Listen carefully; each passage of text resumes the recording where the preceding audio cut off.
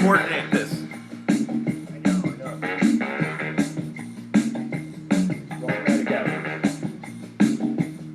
But if I look this way, I'm actually looking that way on the camera.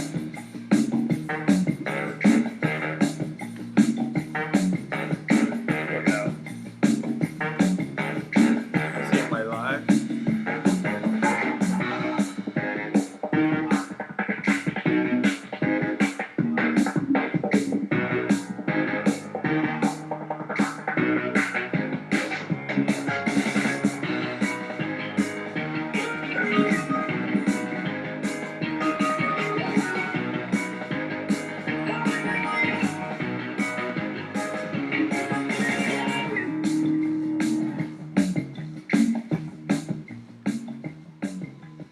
And hello, I'm Dan Lutz. And I am Tank, also known as Stephen Rowe to my mortal comrades. And we are here on the front lines in the battle against the deep state, the cabal, the Illuminati, and all those that want to oppress us into a debt slavery system. And we're here to talk about corn and the defeat of communism. Not necessarily in that order, although obviously of equal priority. Yeah. So I've been I noticed that we have something that's coordinated through Qanon right now that I wanted to bring to everyone's attention, and it has to do with corn. And so what I'm going to do is I'm going to share this information. Let me go ahead and share my screen. Let's see, I get the right one queued up here.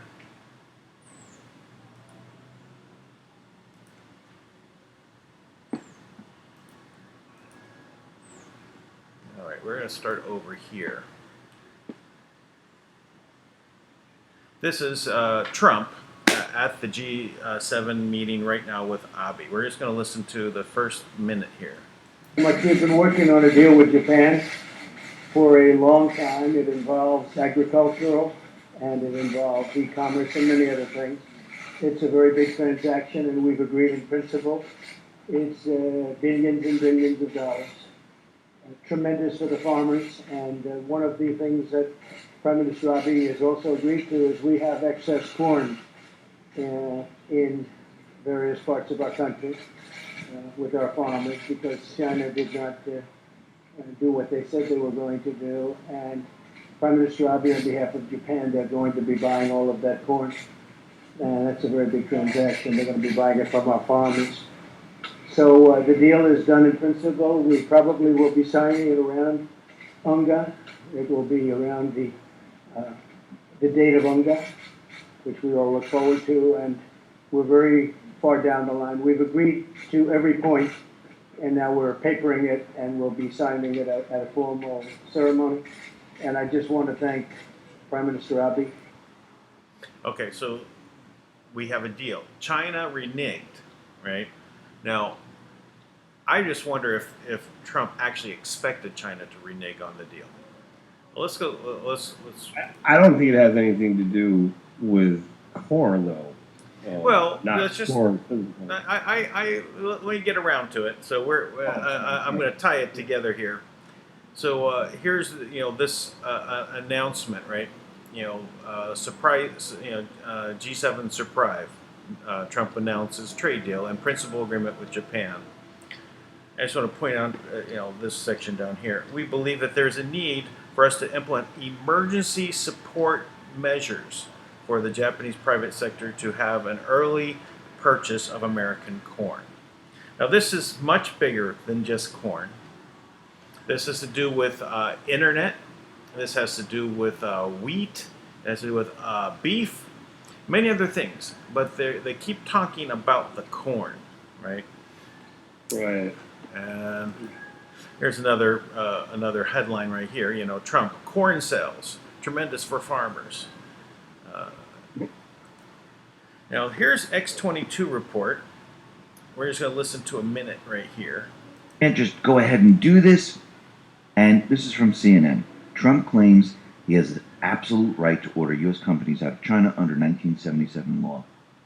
And when we look at this, we can see that Trump, he is out there letting everyone know he has the ability to do this. It's written into the law. He doesn't just say things to say it. If he's going to say something, he always has something to back it up. He tweeted out the following, and he responded to the mainstream media. For all of the fake news reporters that don't have a clue as to what the law is relative to presidential powers, China, etc., try looking at the Emergency Economic Powers Act of 1977. Case closed. All right, so so now he's ordering U.S. companies out of China. This is. I mean, he came down hard on China when they basically had this retaliation against the tariffs of $70 billion, right? So within a moment, boom, he slapped them with more tariffs, right? Right. So this is this article right here on a political wire. Trump says he can order U.S. companies out of China. President Trump asserted that a 1977 law authorized him utterly to punish businesses which continue to manufacture their goods in China. So what about these companies that went to China and moved their corporate headquarters, such as Google, Apple? He's ordering them back. So this is not a trade war. This is not a small thing. This is really, really big. This is not. This is huge. That's a huge deal because, wow, that speaks to a lot of other things. Yeah, you're right. Yeah. All right. So let's look at now. Now we'll take a look at this. Here is the law, right? But let's not talk about him ordering the companies out. Let's look at what I highlighted here. Amends the National Emergency Act to repeal the exemptions of transactions in gold and silver from application of such act. If he implements this, he can basically put us back on the gold standard. Wow. That is massive. Oh my gosh. This is masterful. I mean, the idea of all this all tying together through corn. Wow. Through corn. Right, because corn is just a symbol. Right, yeah, it's a symbol, but here's the Q drops. This is all from QMaps.pub, right? And I just put in the search term corn. There's only 3 that came out.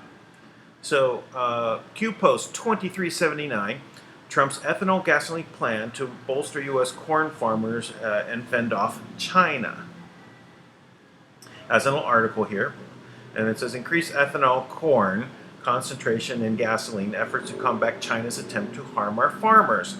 Announcement tonight. Now that was from October 10th of 2018. So now, just recently, this is July 28th, 2019. It talked about Devin Nunes corn ready to be cut, right?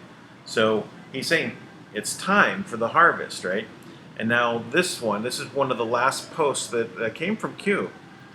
Corn is now ripe for harvesting. Here's a Twitter. And so what was corn? Was the corn ripe for harvesting? Now it is. So I don't know what this is down here in the corner, but this is something that is very Q. To put this symbology in here of corn. Trump could have said wheat, right? He could have said anything, but he's talking about the corn. This is like one of the last posts from QAnon. Actually, if we basically go in and go with the last ones, this is 3570. So we're not too far down the line. Just a few days. So the last one was the 31st, so the 28th. From the 28th to the 31st. So it was in the last ones when Q went down. So we're really talking about corn and the harvesting of what's been going on, and this is about a war against the deep state religion of communism. It's all it's deep. You know, this is you're taking several red pills to get down to this level, but you know, it's all wrapped up in really going to war in a true fashion of defeating communist China. That's what this is about. That's pretty amazing, actually. I mean, you know, really looking at it, just I'm considering, because you know, I did ask him very early this morning about what, you know, what do we have, you know, operational right now, because the banks are imploding. And now she had run her entire new system, because she has a branch, she has a whole new system. She's completely reprogrammed everything. She had run the entire thing, removed all the malware, made all the safety protocol updates, and cleaned everything out, all the things that could, you know, interfere. Then she ran the system for 12 hours straight overnight to see if anything else popped up, if there was any other issues. That was on Friday night to Saturday morning. Then, you know, so then today, and then we had some, you know, Dan was helping us with this. We were connecting with some other things to, you know, create basically another way for people to access things. You know, instead of the banks, if there was an issue and the banks went down. And then the last thing she told me, I asked her about it. I'm like, do we have a, you know, an operational model right now? And the last thing she told me, she was waiting for the report from the Federal Reserve Symposium, because they had a Federal Reserve Symposium that ended yesterday. This is why President Trump started freaking out, saying, typical, the Fed did nothing, right? Because they're just kind of like, we'll just watch and wait and see what happens, because they don't really understand how the system works. But I would imagine yesterday was an educational seminar, a symposium that they were getting. I'm sure it was, actually. And then she told me she was waiting on a report from G7. You know, because that will be a big, that's what changes everything. You know, because all this could be, a lot of it, I mean, the world in transition, it comes down to a standoff, right? So, you know, I'd say Kim's in a pretty good position. You've got President Trump there. He's pretty much going to stand up to, you know, nobody's going to tell him what to do as far as what the country does. Like, either you're going to do it our way or not. And Kim, I mean, he's backed by the biggest guns in the world, because they have no leg to stand on. You know, there is $220 trillion in derivatives that are about to go public. That's just inevitable consequence that is about to happen. Now, that is 2 years of gross domestic product that you cannot, you can't fake it. The world's gross domestic product. The global gross domestic product. So you got to think, what are you going to do? Have everybody in the world work for free for the next 2 years? I mean, you can't. You're not going to be able to recover from that. And that's, by the way, that's just talking about derivatives. You know, Jamie Dimon called Kim in a panic with like 60. I just had the numbers here. Let's say Chase had $43 trillion in negative liquidity. That's just basic functioning of your bank. You don't even have that liquidity. Yeah, Morgan Stanley was down 29 trillion. Bankruptcy of America, similar, and then you know, they're all dropped. They're all the same kind of deficit in every bank. Every single bank is negative liquidity. So when you add all you get is more negativity. So you know, when we talk about this, you know, I like that on X22 he always talks about that's, you know, the Wall Street economy. That's not the people's economy. So all that is let's say that it all just disappeared overnight. Everything that was built is still there. All the buildings, all the automobiles, all the houses, all the farms, all the people, we're still here. If that just disappears, it's just an imaginary bubble that they created by shuffling, you know, imaginary money around. So it's monopoly money. So, you know, what happens when you're done with the game of Monopoly? Right? Well, someone wins and someone loses. Yeah, yes and no. I mean, you got to think, you have people that have invested, you know, every ounce of their real money into this illusion, right? Everything's based on buyer confidence. So you have 401ks that'll evaporate overnight. You have, you know, savings, and you know, people's just basic function. You know, people don't have the money. I mean, it's like something like 2/3 of the country in America so that they couldn't withstand an emergency if something happened. They don't have the money, Right. So if their car breaks down, they're backed up for a week. Now imagine if, they've got enough money to pay their bills for the next 2 months in their account, and it's just gone. So, that kind of stuff could happen Yeah. depending on what the position is of these. One of the things that's not gone though, when this is all done, is the asset. All the assets are still there. Right. No, you're right. And so there's a place to build from, which is what I think is going to happen with the banks is that, they'll crash, it'll be seamless, and, we'll take it over instantaneously somehow. I think that those pieces are in place between President Trump, the Pentagon, and Kim. The military literally is probably there ready to finally do what they could have done months ago. So I don't really know why we had to wait for this. I don't know why all the drama with it. They could, if that was all it took, we could have done it. Now, so the functional asset itself, yes, it's there. It still exists. But there's something to be said. There has to be a power shift. There has to be a power shift. They're not just jumping into, okay, now, because Kim has already said she's not going to acknowledge any of these cryptocurrencies. So, this shift that they're trying to make with the central banks and make cryptocurrency a standard currency, that's not going to happen because she's not going to acknowledge it. She's not going to let it back into the system. So that can be used as a platform outside that is creating value, however that's done. But at the end of the day, when it comes down to these central banks thinking they're just going to make the latest frog coin or the. Well, I have something else queued up here. We'll just listen to it, but it's a X-22 report. Work, but they are panicking, and they are exposed. Now, the outgoing Bank of England Governor Mark Carney laid out the central bank plan. The central banks are now pushing to replace the U.S. dollar with a Libra-like reserve currency in a dramatic revamp of the global monetary, financial, and economic order. Now, it's unclear if Carney was focused on Libra that Facebook is trying to push, or just saying we're going to use something similar to that, and it's going to be the new reserve currency. Now, think about what he is doing here. This is not a true cryptocurrency. This is a centrally controlled digital fiat system. And they're calling it cryptocurrency. It's not decentralized. They're going to control it. It's basically what we have today with the dollar. But they're going to make it 100% digital, and they will control it.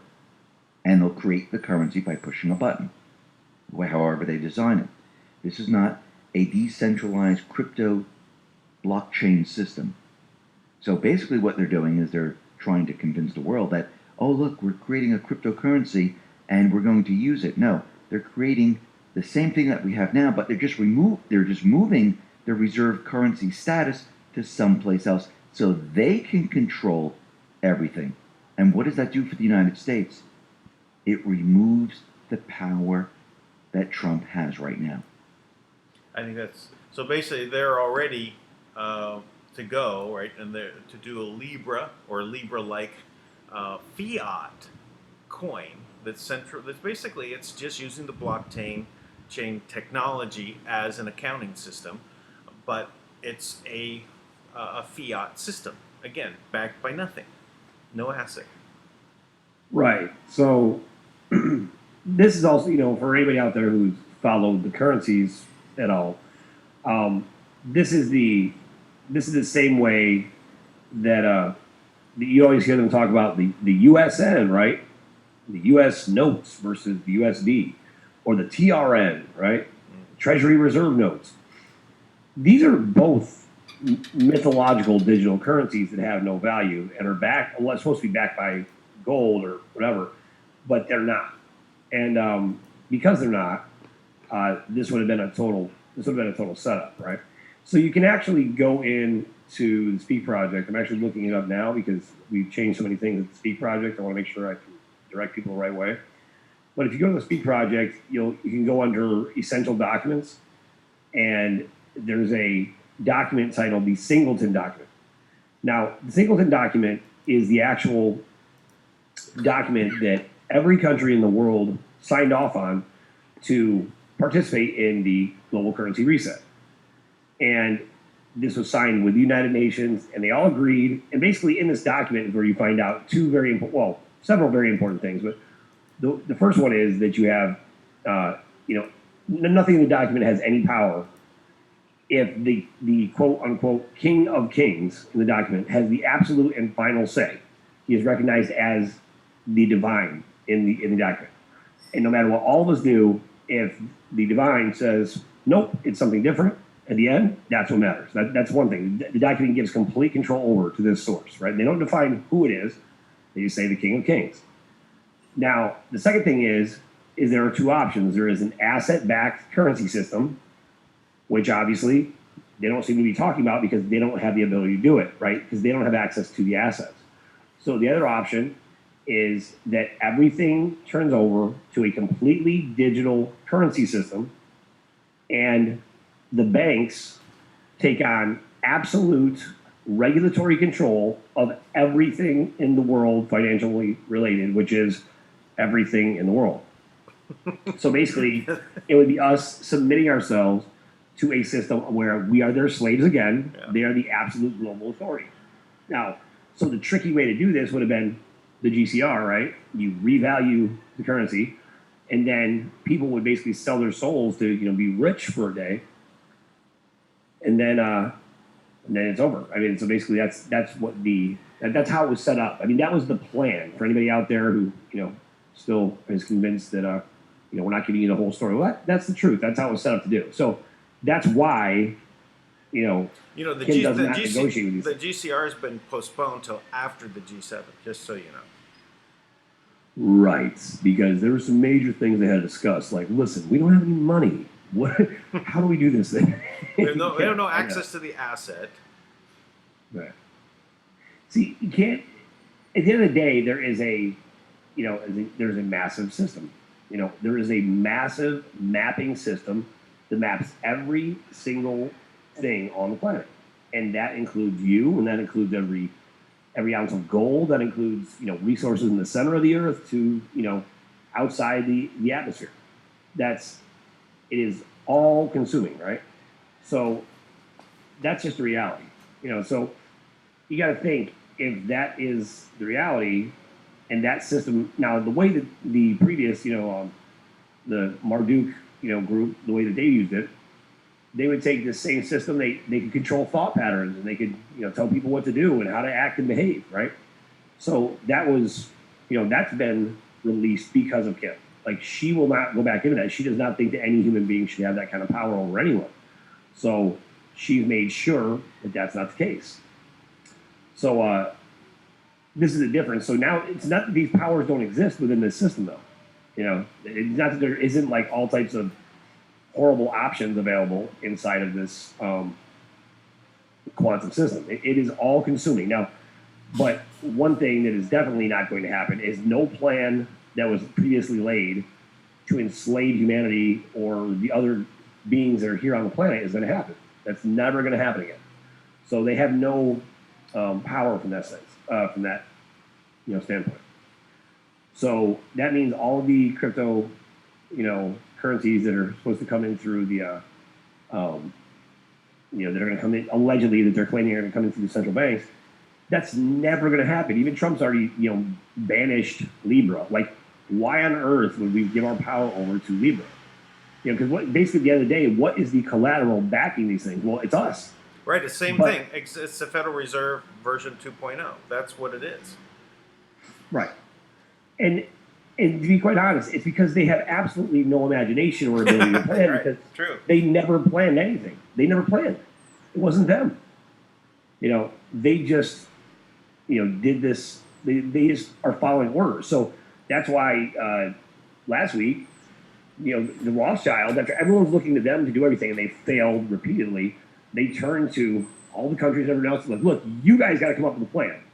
Well, listen, instead of that, how about you guys, actually, I have message we can share for them. I think it's very important. But there's a they just need to step out of the way because they don't understand how the money is made. They don't understand how the system works.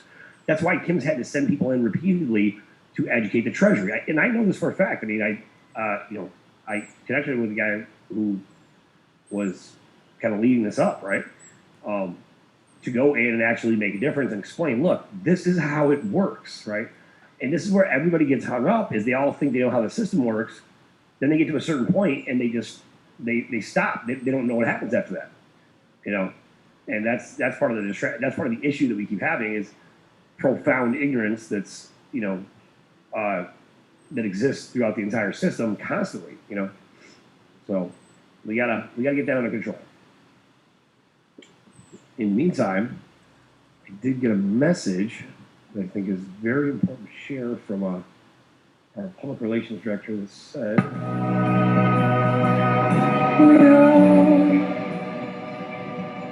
"Let you go, let you go." That's for the cabal from Sidori Perry. That's just what she said to me.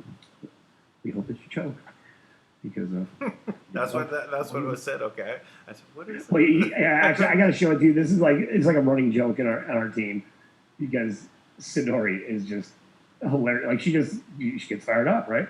And all of us do, right? And we're just like this whole process is such a debacle sometimes, right? That you just want to scream. So sort of made this.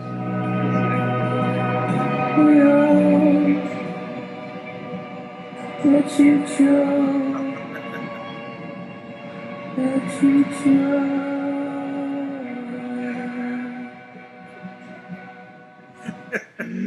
I know that's dark, but it just every time I see it, it cracks me up.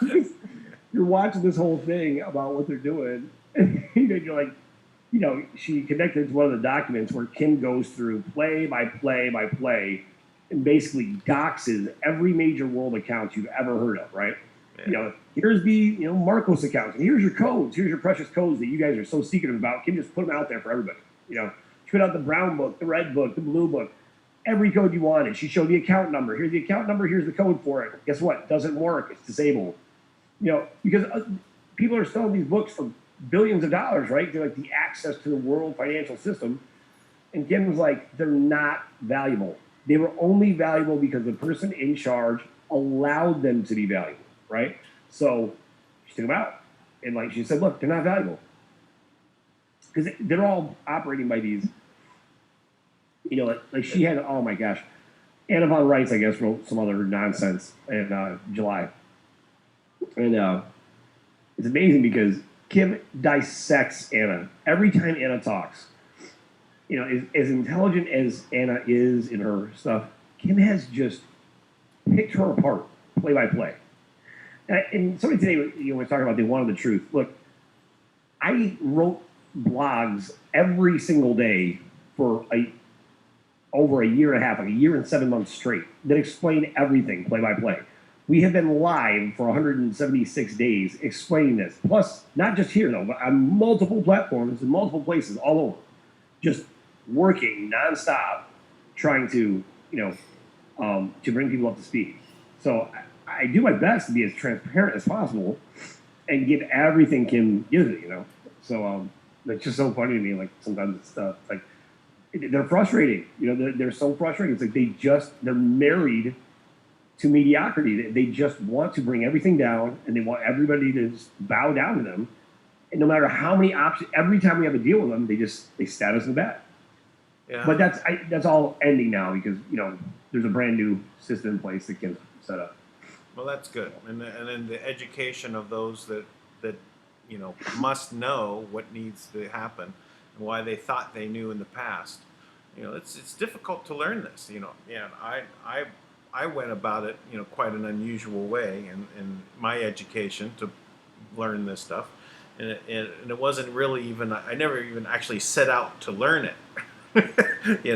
I was just in the middle of it and said, oh well, this piece fits over here, this piece, and then what doesn't fit, was this story of the GCR, right? Walking through the scenarios of like what happens when everyone gets all this money. These things were, kind of like blaring. Like what are you going to do with all of these people now? You have millions of people that are now super rich in a world where billions are utterly poor. Right? You just made a new elite class, and everyone with a good heart. Yes, I'm going to put people to work. I'm going to give them jobs, and then how long is it? How long does it last? Right? Everything will skyrocket in pricing and all the other things. So that didn't make any sense. But now we have this new system, and it's about ready to be turned on, and then Tank and I can go on vacation, right? Yeah, but I mean, let's be honest. We're not going on vacation. Like, Oh, come we're the kind on. of people We that could every take, how about a vacation we turn on- weekend? well, Can we we're do a gonna weekend? business vacation, a Can we do- networking opportunity. How about a weekend? Just like a weekend. You know what? I haven't had a weekend. The right set of factors where I knew everybody in my life was safe, and I didn't feel like there was, the world was on the verge of collapse. That I felt like it was okay to rest when I feel like we're there completely. I'd love to relax. I'm going to mark this episodes because I know I'm going to have to pull it up for you later on when you when you need a day off. I go, oh no day off, no. No day off. No, listen, I'll take it. I thought about it today. I was like, I know that we are, that everything's in place, right? You got the G7 going on. You have the Federal Reserve Symposium. Do they matter exactly? Not really, because they don't really have control, but they matter because they do affect people's lives, right? So people matter, And I do think it's very important. I watched the video today. I think there was some confusion. At the end of the day, the people have to be given the opportunity and the platform to stand up and share their ideas. We have the Creators Network for just that reason. The Creators Network is a private network that we bring people into after we do criminal background checks. I mean, that's what we do at Create Change, right? And we do that through the Guardian and Camelot. Now, that's separate from just signing up for to get an email from the website. That's a project planning network where everybody can come together and actually discuss how they're going to change the world. Have an open forum of ideas that is protected. And then contact other people from their area that in a way that's conducive to bringing out these ideas. So we have that's up and running. We have people in there all the time sharing their ideas and all types of technologies and vendors. And at the end of the day, we have to isolate. Now this is something Kim and I have talked about extensively. That if you want to revitalize the planet, you have got to rebuild everything from the ground up. I mean, it's just the way it is. So, even with the banking system, with all the efforts to cooperate, at the end of the day, there's no way to really keep it safe unless Kim she literally has created what I describe this way. This isn't exactly it, but it's like putting a brand new nervous system in the body. Everything that she's done can connect to anything, anywhere on the planet, anywhere, can move any place, but it's also protected, right? It's isolated from their system, so things can move. Now, there's other factors that I don't know about. That much I know she's done, right? So it's like everything's there, and now, the next step is to actually get money to us. You might do like Drew Carey, who says like, "Oh, I've been dieting for months, and actual weight loss is right around the corner," right? Like, so that's kind of how I feel about this whole system. Like, Kim has done all the stuff behind the scenes. Now the next step is when money actually is in our hands, because what they've done is they've seen us as cattle, right? We are a source for energy. They trade us as assets. They create loosh from us and all types of things like that. So that's what has happened. So how do you take a group that's basically been your sustainable energy source, your supply of whatever, right? I mean, because you are humanitarians, right? Which is like being like an expert in fishing. Like, I was going to say cattle ranching. Yeah, it's like, well, I'm a humanitarian, so I keep my humans in line. That's basically what's happened, right? Is humans have been a product that they have pushed around as they saw fit, right? And when they wanted to do something with us, that was perfectly acceptable because they exist, in a war system, and we have been their cattle. But in reality, so have they. They were cattle as well, and the ones who are letting that happen are gone. So, right now, this is where we get to change that, because the mind control and delusions of those at the highest levels of the slave system was so prominent that they just think they're different, right? One of the hardest revelations for them is that they're only human. But the problem with that is, no, they're missing it. Like Dear Cabal, like you're missing it. You're not only human, like you're human. It is one of the most incredible, amazing things that anyone could be. No. We're not we have been useless trained leaders. to believe we're second class. We're second class to other galactics, and we're some. But you're not. People are just as powerful. Remember, we have the innate ability to create from nothing. That is the divine right, inheritance, ability, nature of all humanity. And, you guys are kind of missing out on it because you think you're better than the rest of us. And one of the biggest fears is that humanity, this angry mob of cattle finds out, oh, you've been raping us, killing us, eating us, stealing our children, selling us around the universe, devouring our bodies for fear that you could harvest and sell, right? All those things. And then come to find out within myself, I have the ability to create from nothing and you don't.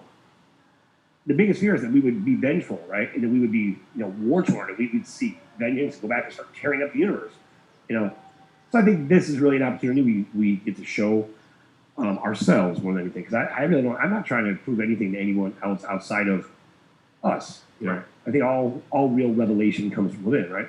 So the whole idea is that we get to build the world new from scratch. And I think we need to embrace that, right? That's not something that any one of us can control. It's something that we have to, the only way to kind of set up a structure, in my opinion, is what I talk to our team about all the time is we want to empower people to be themselves and to find out what that means. Give them the tools and the resources to be the best possible version of themselves. Give them the direction not to fall back into traps that are already set for everybody. And then after that, you kind of let them just see what happens, because it's amazing. And then we all have to agree to operate by certain ethical guidelines. That's what we set up with, regarding the Camelot, right? Like I think we can all agree, don't eat the kids, right? Like don't eat the kids. Don't kill the kids. Don't rape the kids. Like pretty much as a rule, I feel like there's certain things, if you're human, that's not a stretch, right? Yeah, don't harm the children. Don't harm people. Protect the children. Obviously, that's part of being human. It's final progenitiveness, the natural love for our offspring. Every human, we should just do that, right? And a lot of these things are just the basics, right? Like consider what you're doing, that your actions affect other people, and do your best not to harm others in your ethical business function. This is not brain surgery. I know everyone wants to make it very complicated in the G7 and all these. At the end of the day, all the ways that they've complicated it is the reason why we're in this situation where you have, 2 years of global gross domestic product that we are, they are about to hit the public sector in derivatives. I mean, this is just the bet on what something might become. These things are going to get paid off. Everything they've done is just a debt-based system. They start everything in negativity, and now you're reaping, the benefits of that, because it was always set to explode. Ask anyone, what's a derivative? Right. I know. What is a derivative? Right. What is a mortgage-backed security? People right, say, well, right. They have no concept of what it is, and literally, this is just packaging up garbage and calling it valuable and selling it again. Yeah, I mean, it's at the end of the day, it's like, look, we're basing our current value of our bank based on what you're going to pay us back over time, right? So all the profits you factor in. But the problem is that if the economy starts to fall apart, well, now that money's not coming out, or if it doesn't get paid back and they start to show it on the books, you suddenly realize that, oh, you were worth $100 million, now you're negative $100 million, right? So, I mean, that's kind of what happens. futures. It's betting on futures. Right, right. And but if we look at some of the, like I was talking about the mortgages, where it's the asset back. Your microphone's still on, just so you know. Thanks. So the mortgages that were failed, right? They package them up and then they put them into a new box, nice pretty bow on it, and they sell it again as it's going to pay off in the future when everyone knows it's not. Now this is again just paperwork. The houses exist. Whether or not what the paperwork says, the houses are still sitting there. But what they've done is they force people to leave those houses. They leave them vacant. They put all the quote unquote ownership title under one company, and then they let that company bankrupt or dissolve into nothingness. And that means they're just floating there with no owners.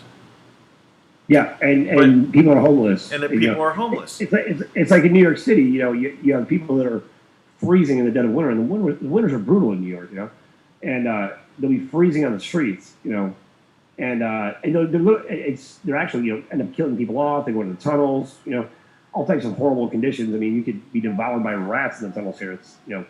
But meanwhile, you have all this building space.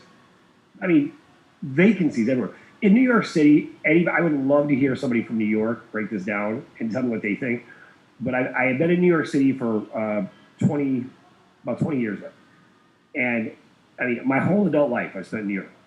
And it's amazing. It is such a drastic drop in the number of people.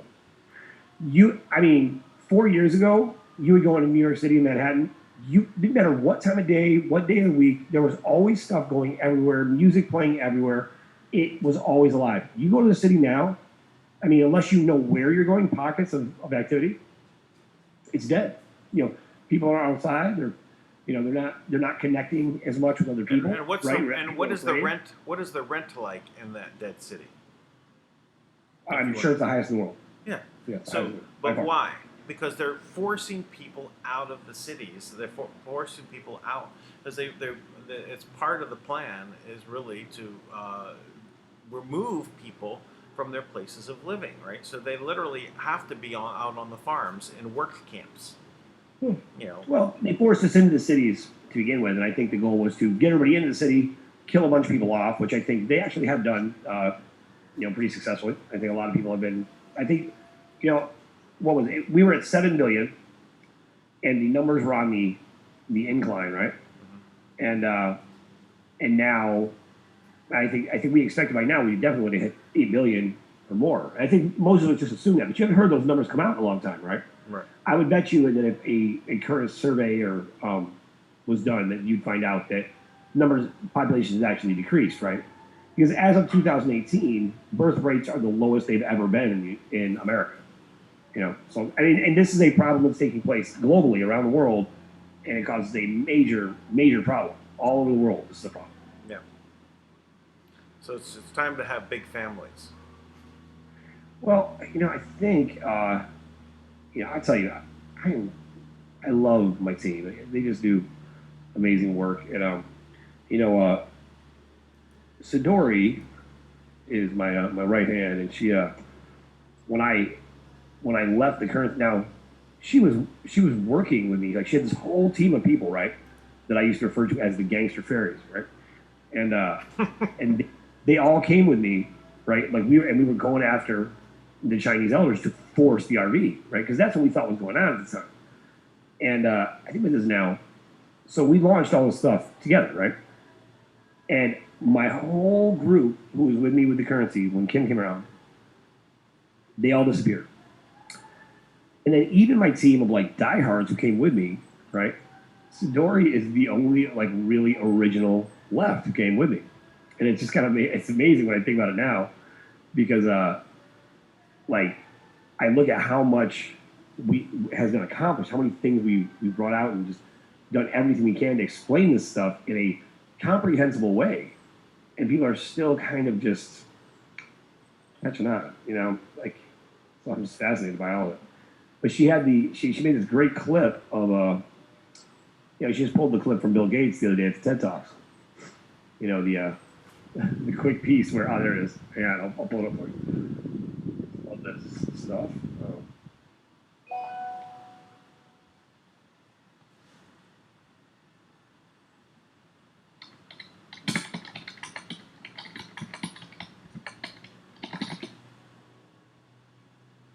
First, we've got population. Now, the world today has 6.8 billion people. That's headed up to about 9 billion. Now, if we do a really great job on new vaccines, healthcare, reproductive health services, we could lower that by perhaps 10 or 15%. But there we see an increase of about 1.3. Listen new again. vaccines, healthcare, reproductive health services, we could lower that by perhaps 10 or 15%. New vaccines, healthcare,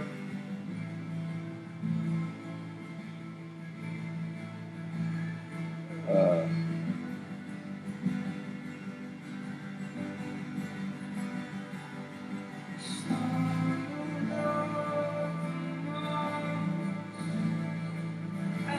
right.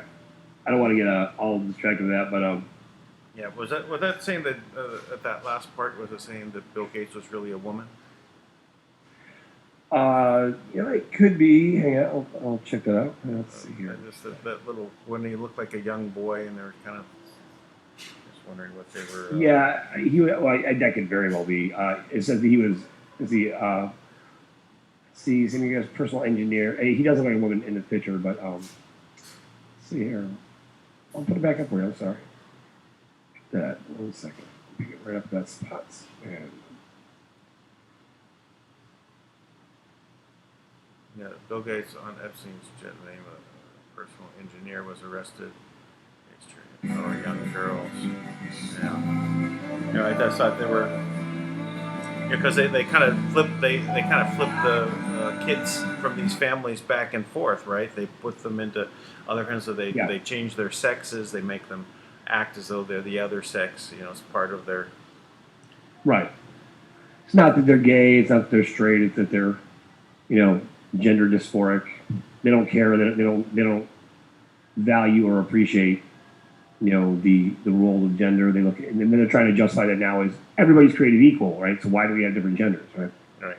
But that separation of gender, the reality is that it's one of the most beautiful aspects of the whole human experience, right? Right. Discovering what it means to be, a man, or what it means to be a woman, and to try to hurt that, to me, is this whole nightmare that they've created. And that's one of the worst parts of everything they've done. I think Try to destroy that. One of the other things they've destroyed is mentorship on both sides of the genders. Where the women teach the young women to be mothers and to be nurturing, and the males teach them to be responsible, teach the boys to be responsible and to be men, and go out and do things. So these programs have been eliminated. They're looked down upon. I've mentored many young guys, right? Because they never had that, right? And they really want for it. It's almost like it's part of our genetics to want to learn from the elder. I used to always have. I was like over the Sunday school for 20 years, and worked with kids all the time. And I would always have. I was a teacher for a long time, and kids just. Naturally, we all feel this way. Like, if there's someone in front of you who knows what they're doing, one of the best things that can happen to you innately is to be included. They give you a job to do that makes you feel like you're contributing to make things better, or they teach you a skill, right? And you're actually included. And basically, our society is trying to kind of destroy that, right? That's part of the methodology where they teach us. That's part of the way they've caused age separation, right? They separate us by age, so our little kids don't talk to our elders. There was a lion that just crossed the airport. I don't know if you caught that. Yeah, I just A giant cat just walked through the airport. Right. Wait, did you figure out how to do video backgrounds? No, I did not. Oh. No. But Anyway, so but it was just that literally the cat walked along the rail. If I tilt this, oh, see the rail there. it's so funny. I thought you just had it somehow planted. Right. Yeah. So this whole concept of dividing us, right? Like to divide us by age, and I love this because my kids, they have an amazing relationship, with my wife's parents, really amazing. And my wife's parents are as old as my grandparents, right? So it's great because, they've just always been around it. Now, I still get on their case because I could be with them and they don't ask them simple questions. Because if you hear the incredible stories about where they grew up and like fleeing communism and things like that, right? Like my father-in-law was part of the version of the communist Boy Scouts, right? It would they would train there when he was in Hungary. And he fell from a tree from 50 feet in the air, broke everything, should have died. I mean, just all these incredible experiences you just don't even think. All these things had to happen just right for my child to come into existence, right? Because he could have died back then, and then my nothing. So every little factor affects each other, right? So, but I'm always trying to, and he's a cabinet maker. He's an old school cabinet maker, so he's always teaching me things, even now, right? He's 80 plus years old. I look at my kids. I'm always trying to teach them something, and that whole structure just gets lost. The value of it because now how do you teach a woman how to be a woman when you have the angry, butch, man-hating lesbian feminists, right? It's I'm not really sure how to teach how to be a woman in this world because I'm definitely more of a feminist.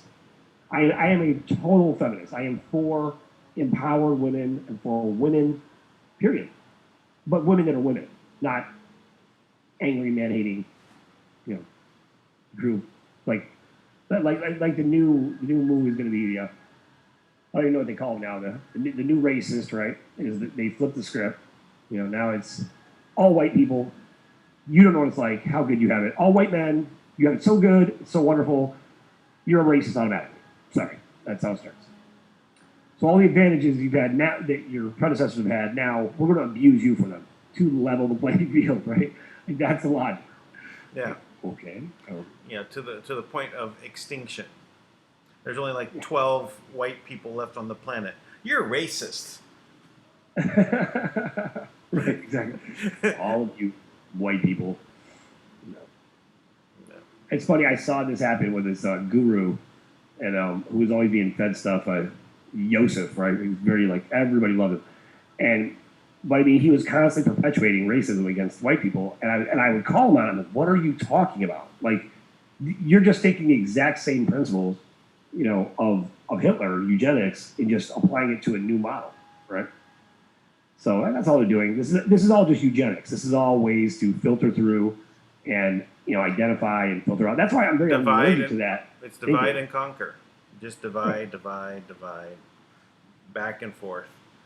Yeah, I like when you say it's just a teaspoon of melanin in everyone that decides what color they're going to be. I've got the pink melanin. Right.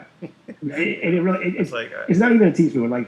It's from the whitest albino on the planet to the darkest Zulu on the planet, and it's a teaspoon. It's nothing. Matter of fact, even when you listen to Tui, Kim is the Za, Tui is the Ra Confederacy, right? Right. And I mean, you'd think, well, there's no way they're related, but they are. They just, Kim's people went up to Russia. They ended up not being out in the sun as much. Really, at the end of the day, that's kind of what happens. Your body will adjust to the environment you're in. So it is what it is. Now I know you're. I don't think I can show this to you, but I wanted to share my screen and show something. This is my. If you can see it, I hope so. These are the people we have to worry about. It's the blue-skinned people.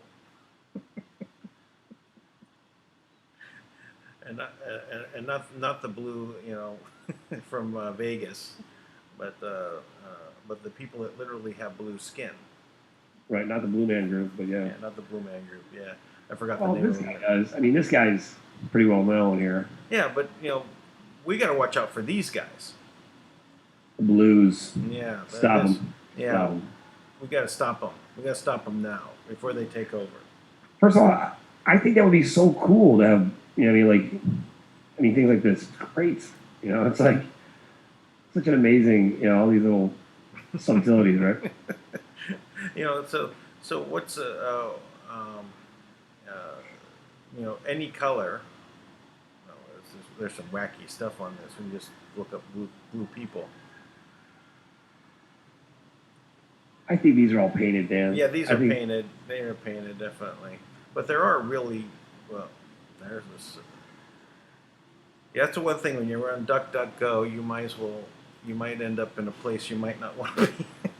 Yeah, I was gonna say I'd be careful on that. I'm like, we should probably stop showing what you're showing. Yeah, I look at these. The beauty of humanity is that everyone has the same basic components: 2 arms, 2 legs, 2 eyes, 2 ears, mouth, nose, and you can spend a whole lifetime and never see anybody who looks like you. It's the canvas of God or source or whatever you want it to be, but to express this energetic source to express itself in many different ways. That's the beauty of being human. And to take that and make it something where we have to band together against each other, overly accept, why can't it just be that I don't like certain things and you do? Why can't it just be that way? It's okay. And we also have to realize we've been indoctrinated with dogma and doctrines that are fake. They just are. They're just based on lies. Not to say that some of these events didn't happen, there's not some truth to it, but anytime a religion ends with, you must bow down and worship, that's not true. I mean, that's just not there. That's not what the intent of God was. God did not make a being and give him or her the divine spark of consciousness, right?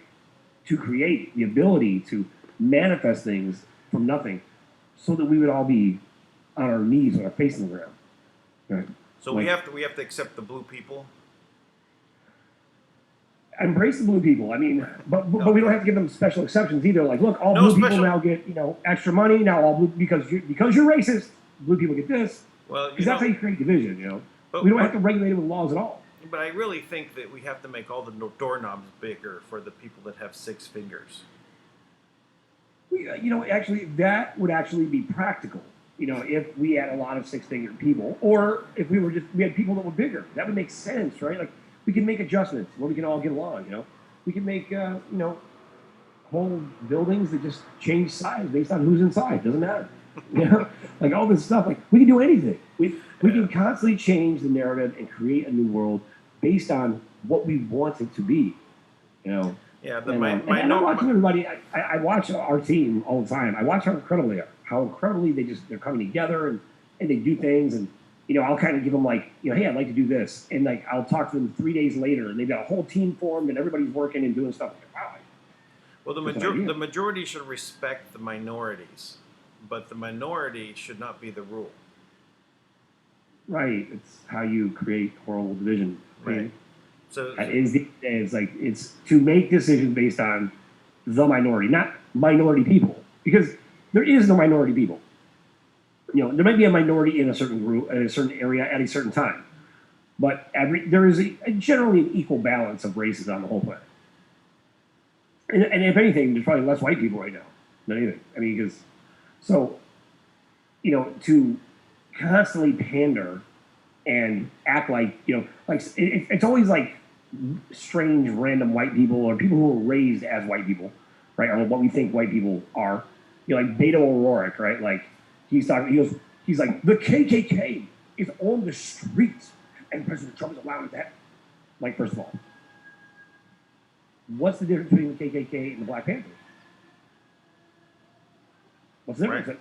Right. Why don't you talk about the Black Panthers? Because there's more Black Panthers on the street than there are KKK. Significantly more, right? But that would be okay because they're allowed to hate. But the KKK isn't.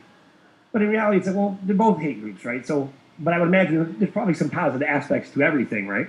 Like, even if, people rarely establish a group based purely on hate, they usually come together because they love something and they're trying to protect it, right?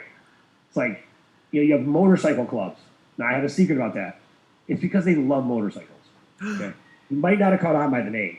It's not because they're gangsters and they want to be. Now, my dad is like a motorcycle missionary. Like he'll travel, drive all over. My mom too. My mom has her own Fat Boy Harley Davidson. My dad does. My brother's got a Jesse James custom made bike.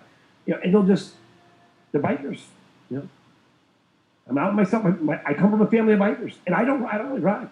I can, but I don't. So, but I mean that's, but like they're loving, wonderful people, right?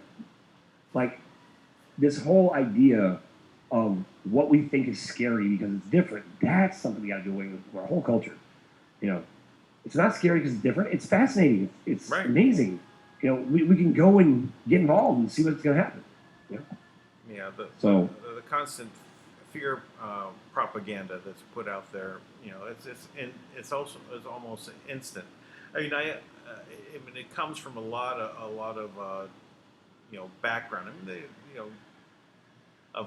where we've come out of places where we always had to defend ourselves in whether we're in the jungles or whether we're in the forests or whether we're in the desert. There's always something to fend off to preserve life, right? And then there were the bad people, the ones that were coming to hurt you. So, but that's there, right? But we're in such a safe place in most places,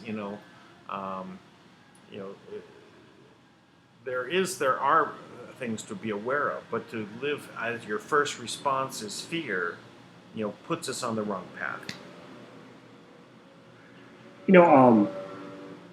It's really interesting. I'm always thinking about this stuff. Like, there's a reason why that happens, right? You can't tell people like, hey, we want your contributions, and they give it to you, and you make fun of them for it, right? Or you have to avoid those things. You have to create an environment that's safe, where people feel safe to express themselves, right? And I was actually watching this tape today, and somebody was describing, a humanitarian group, in kind of a toxic environment that occurred, and I managed these lots of groups over the years, different religions and different community groups and schools that are very diverse, and diverse, religions and races and just very diverse. And I'm always amazed at how they're all the same. I've managed massive art communities in Korean and Chinese areas. I've managed all types of programs in like strictly Buharian communities. I was a minister in an all-black church for 20 years, right? Like definitely the white minority, probably by about maybe there was 2% of the people were white. And I managed all these different groups, and I lived in all Hispanic area for 2 years, and what I realized, everybody's the same. Everybody wants to feel safe. Everybody wants to feel loved. Everyone wants to love other people. And for the most part, we look out for each other as well. For the most part, if you're part of our community, we'll just naturally look out for you. It's just the way everybody works. Everybody wants to do the same thing. It doesn't matter where you come from, where you're going. In the community level, at the community level, that is normal, right?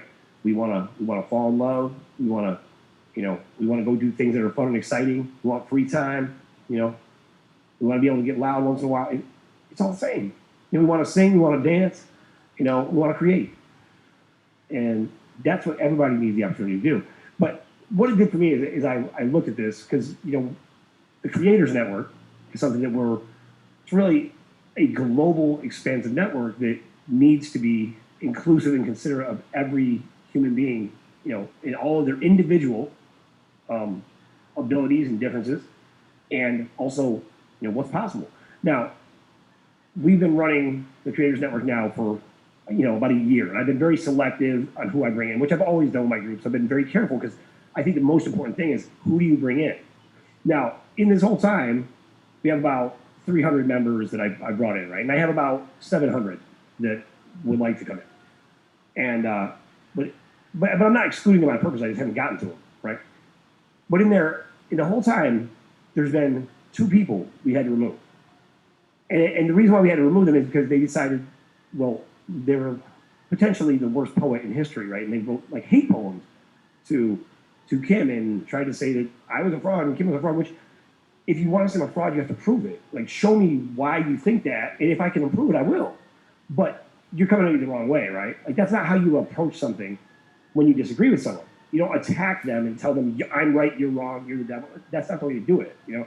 So if I'm wrong, I'm like this. So I heard how this whole community kind of became a little toxic, you know, and which is not a big deal. It's not the end of the world. These things are easy to fix, right? By the way. And I'm not judging or taking sides on it. But the point is, what it made me do is it made me think, okay, have I created that environment? You know, and is my organization being run like that? Like, are we toxic to people, or do we make them feel welcome? Do we encourage people to express themselves and come in and share their ideas and then yield when their idea is better, right? Because that's what I want, right? I want our environment to be, you know, I tell my core team all the time, don't get sold on anything, right? The best way of doing things, that's the way we're going to do it every time. We're going to do everything better than it's ever been done before. And right now we're just doing, you know, I think as far as having no resources and doing what we're doing, I think we do it better than anyone's ever done before based on what we have right now. And as we get more resources added, we'll do it even better. And we'll learn new things and we'll keep improving. And that's the way it has to be to continue to make progress throughout the world and to change the world, is that we have to constantly be pressing for what is the best way, not get so sold on, but this is my way. Like, my way might not be the best way, you know? So I've just been thinking about that a lot, because we're really at the point where we're going to move forward and we're going to start creating new things. I think it's important that we consider that, you know, and all the leaders out there, because the people that are dealing with us right now and listening to us, they're the ones who are going to be leading up their own team, right? They're going to have their own group of people. And anybody who's going to try to micromanage that thing to death, they're going to strangle all the love and all the life out of it. Yeah, that's the main flaw of most people that don't, when they try to get into managing people, is they try to micromanage. You can micro do details, you know, to explain and to show, but whenever you try to manage it, you've lost. You will never be able to maintain that, and it will kill it. So Yeah. don't micromanage. Very true. You have to allow people to be creative. You have to allow for them to express how that is to be with what you've taught to them. You have to do it in the lessons that achieve the goal. Sometimes a much better way comes about from the people that are working. Now, there are standards. There's things that you need to do. You can always create systems. But systems can be improved as long as that you have a system for allowing those changes to occur. That's what I think. There has to be room for somebody in the mailroom to point out to the CEO that there's cracks in the foundation, because probably the CEO is not going down in the mailroom, and there's no one who's going to know what is there more than maybe the person in the mailroom, right? So. And that's got to be an environment that is rewarded and it's possible. There's not a hierarchy in that sense, right? It's just you have a different job right now. Leader is just one of the many jobs at a company, or manager, or CEO. These are just different jobs. And these are just different positions that based on a skill set you might have, right? And if you don't have the skill set anymore, or someone is better at it, there's got to be a way for that to transition, or to at least allow them to excel and take leadership on things, right? And that's I've known that there's been very well-known CEOs of companies that when they first get into it, they'll actually go into the departments and sit and even do those jobs, right? Oh, that's a rule of mine. Anything we do, I know how to do. I can function at it. Like, if somebody went down, it doesn't matter what it is, on every aspect of every company I've ever owned, I could always do everything in a company. Yeah. I know the one that was kind of interesting was a while back, but he was a very high level CEO. He came down to a startup, right? And he noticed the bathroom was dirty, and he went in and he cleaned it, and everyone was, Yeah. they were surprised, right? Because he's cleaning the bathroom. But what did that make everyone do? Is recognize that the bathroom needs to be cleaned, and so people would naturally, then take those steps. So Yeah. that's he didn't put himself above everyone. He said all the jobs are needed to be done. That's right.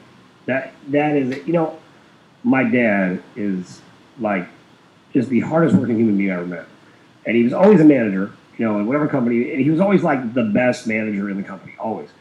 And what his employees loved about it, and I mean, I worked for my dad, and I remember my dad never asked me to do something he wasn't already doing. Like he would manage from the standpoint of like, look, we need to move these boxes as he was loading three of them, like all the time, like And so I try to follow that example all the time because, that's the way to be. Yeah. So, in my opinion, we can lead from the ground, right? And it doesn't have to be an oppressive, doesn't have to be oppressive in any way. We need to encourage intelligent thought and considerate and polite and kind expression, right?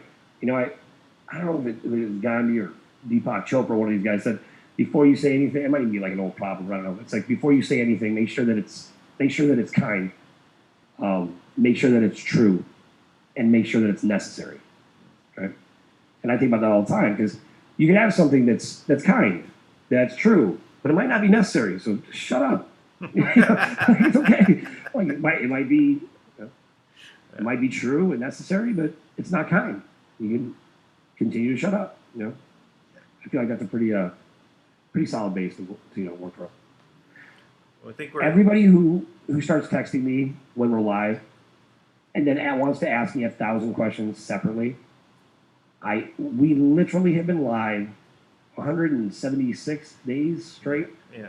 and any questions people bring up, I answer, and Dan answers, like somewhere, like always. Everything we brought out publicly, if we have the answer, and sometimes we don't. We just for the record. So Someone asked a question: how's our health? That's in our my health's great. in our- I in have our a little chat. allergy right now from something bothered me, so I've been sniffing. And I'm not an AI, as it turns out. I'm actually real. I was told on my on YouTube. This was the statement. It was that there's people in very high up positions that are saying that you're an AI, and I thought to myself, Cool. that's awesome.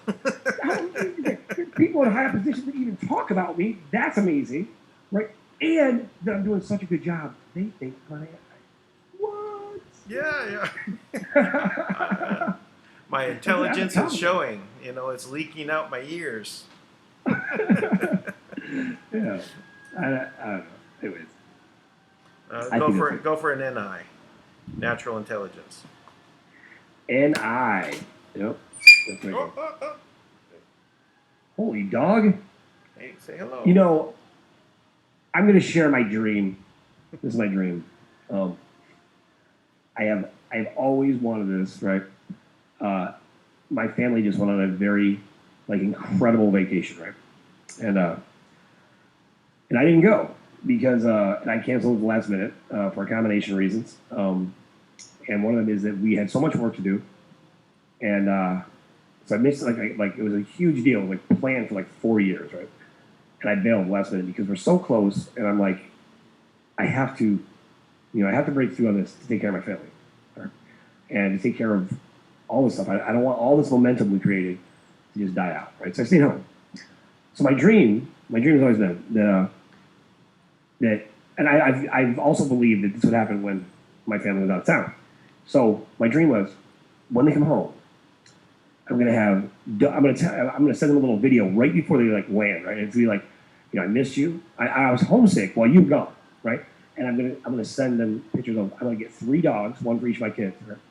And I send them that and say, so I got 3 dogs to try to fill the void, and I realized I was still homesick, so I want to give them their home. I want to take them home, because my family's made tremendous sacrifices.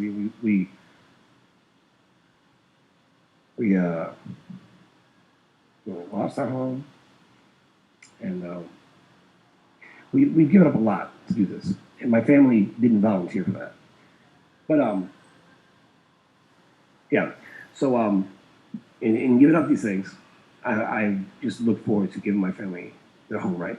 So then the goal would be, you know, I have these. I'll take this little video of the puppies and in the house, and then I would, you know, show up at the airport with like a, you know, big car of some kind and be like, but you know, I realize it doesn't matter. So all those things, you know, even the puppies are nice, but at the end of the day, these are not what makes a home. It's the people that are there. Yeah.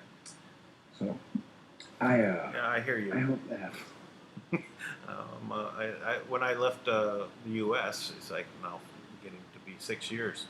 I was holding my grandson, right? You know, he's a tiny little baby. I'm holding him at night and putting him. I got the 2 a.m. shift because I was usually awake, and you know, plop him on me, and then I got him for like 3 hours, and yeah. But then I left, right? And I really only saw him one time since then. I mean, physically, you know.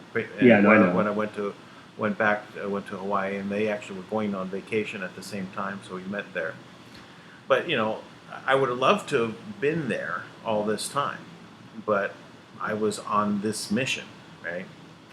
I know. So I know. I know. Yeah. I know. It's brutal. It's brutal. You know, and luckily, I've made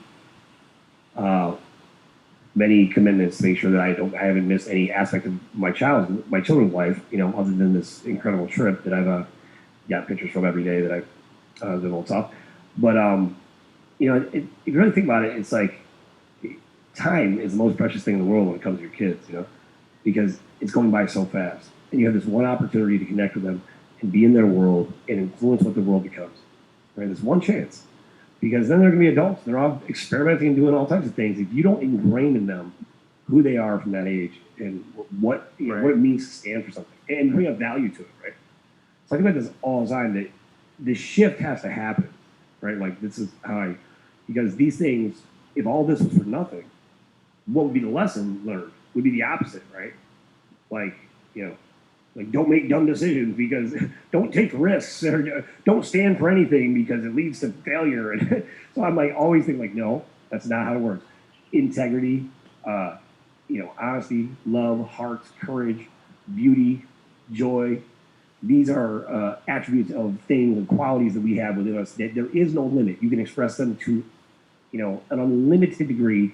And at the end of the day, I know that you'll be happier, that things will be better in our world. And the more we did that, the less time we spent trying to get even and exact our revenge and, you know, trying to impose our authority, the better the world will be. Yeah. So that's all I got. Yeah, one of those songs. It's a Cat's in the Cradle with a silver spoon. Yeah. Little boy, Boy Blue, Man Blue. with a man and moon. When you gonna come home, Dad? I don't know when. We'll be together then, son. You know we'll have a good time then. Yeah. So that so that was a suicidal, awful song. Yeah, it's really a sad song because you know you don't spend time with your children, and then it's gone. The time is gone. Yeah. So. No, it's one thing that's been I have been brutalized in many ways, and I have passed on, you know, big careers, make big money several times, so that I wasn't away from my kids, and then when I went down this path, I've had to get, you know, roughed up in other ways. But one thing I've made sure is that everything in my kids' life, I'm there every day. I make sure to spend time with them every day. You know, well, and when they're away, it's rough. Actually, it's like my whole world is kind of disrupted. But it doesn't take much, people. You know, 30 minutes a day with your kids. We all put that in. We pretty much change the world, right? That's Take away their iPads, things like that. Yeah, take away the iPads. That's it. All right. Well, we're good then. I mean, we're good. We're good. Everybody Here on the front lines. Off from the front lines. I just say, you know, for the missing show from yesterday, I'll upload it as soon as Tank sends it over to me. And I was only there in spirit and for brief little bits of Yeah. time while my internet connection was down. It's actually a little scary. I got to tell you, Dan, how much I appreciated you, because I realized I've done this to Dan many times. I'm on the call going, how the hell does he do this? But I look at your example. I said, I'm going to be just as kind and as patient and as graceful as Dan is. Oh, Because thank you. tough. Yeah, just keep strong there. All right. Yeah. All right, everyone. Go ahead and subscribe, thumbs up, pass this link around, because we're here on the front lines with Dan and Tank, and sometimes Lisa. And sometimes Lisa. All right. Peace out, everybody. Dan, you got to end the meeting because you took over his.